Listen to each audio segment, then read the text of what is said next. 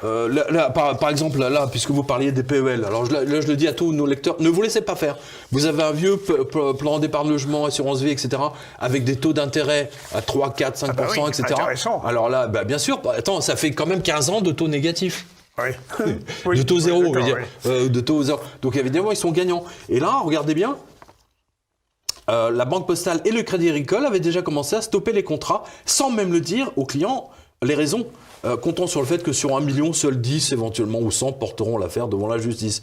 Et maintenant, même la BNP s'y met. Alors tiens, je vous lis, c'est notre lecteur Sébastien. Dans mon compte BNP, j'avais un PEL à 2,5. C'est pas grand-chose, hein. Oui.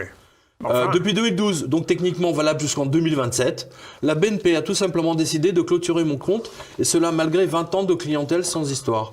Voilà, j'ai lancé une réclamation, mais sans espérer grand-chose, évidemment. Voilà. non, Un beau jour, je découvre, voilà. Voilà.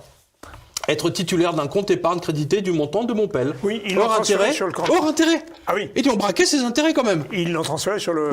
C'est ça. Non, mais, voilà, même la BNP commence à faire des coups foireux comme la Société Générale et tout ça, mais c'est quand même incroyable, quoi. Ouais. Alors là, vous avez un papier très intéressant. Alors je dis simplement, alors tiens, vous allez comprendre. Les banquiers se sont cachés derrière la Cour des comptes, modèle de vertu, n'est-ce pas, qui dénonce mais ne punit jamais.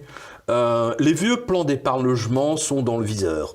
La Cour des comptes demande que la rémunération soit réduite pour tenir compte de son coût pour l'État et les banques, donc tous les PEL avant 2015.